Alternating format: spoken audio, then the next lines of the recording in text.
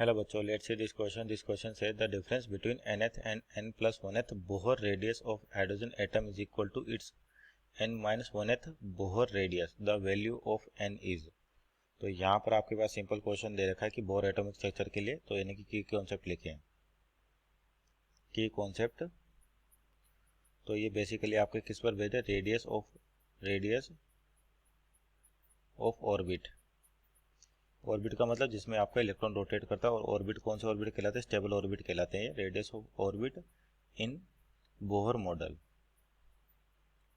इन Bohr's model आपके पास of atomic structure. तो यहाँ देखिए आपके पास जो रेडियस आती है बोहर मॉडल के लिए, तो बेसिकली क्या होता है, जैसे आपके पास सेंटर पे तो क्या होता है? न्यूक्लियस होता है, और इलेक्ट्रॉन क्या करते हैं? इसके अराउंड किसी एक स्टेबल ऑर्बिट में रोटेट करते हैं, जिनका एंगुलर मोमेंटम क्या होता है? इंटीग्रल मल्टीपल होता है h/2π का। तो इस तरीके से तो आपके पास इस तरह से रेडियस जो दे रखी होती है किसी भी जनरल n ऑर्बिट के लिए, तो वो प्रोपोर्शनल होती है आपके पास n² के। यहाँ पर n क्या है आपके पास? नंबर ऑफ ऑर्बिट या एनर्जी लेवल। तो आपका एनर्जी लेवल शुरू होता है n=1 से, जिसको ग्राउंड स्टेट कहते हैं अपन, और डायग्राम इस तरीके से बनाया जाता है एनर्जी लेवल्स का। n=1 से ये होती है n=1, n=2, इस तरीके से अप टू इनफाइनाइट तक। और जो ये कहलाती है आपके पास n=1, ये कहलाती है ग्राउंड स्टेट। तो किसी भी जनरल n के लिए आपका जो रेडियस होती है प्रोपोर्शनल होती है n²/z, और z के आपका एटॉमिक नंबर यहाँ पर, तो हाइड्रोजन एटम दे रखा तो z की वैल्यू 1 हो जाएगी। तो ये बोल रखा है कि nth और n+1th इनके रेडियस का डिफरेंस आपका किसके बराबर आता है? n-1th बोर रेडियस के। तो पहले तो r निकालें अपन n के लिए, किसी भी जनरल के लिए, तो ये हो जाएगा प्रोपोर्शनल टू n²/z।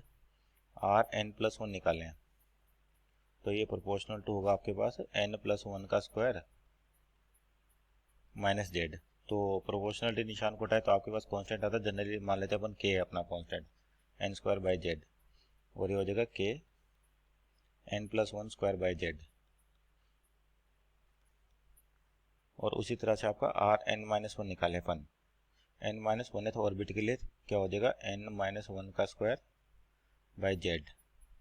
तो यहाँ पे भी अगर प्रोपोर्शनलिटी को हटाएं तो कोई कांस्टेंट k आएगा, तो n-1 का होल स्क्वायर/z हो जाएगा आपके पास। अब तो देखिए अपन डिफरेंस निकाले अब यहाँ पर किस किस का निकालना? nth और n+1th, यानी कि rn+1 माइनस rn।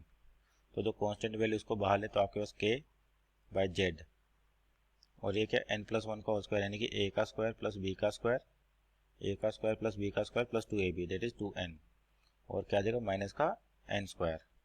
तो आपके पास n क्या है? n²/z है, तो k/z तो कॉमन आ गया आपके पास, और तो यहाँ से n² कैंसिल आउट हो गया, तो ये वैल्यू आ जाएगी आपके पास 2n+1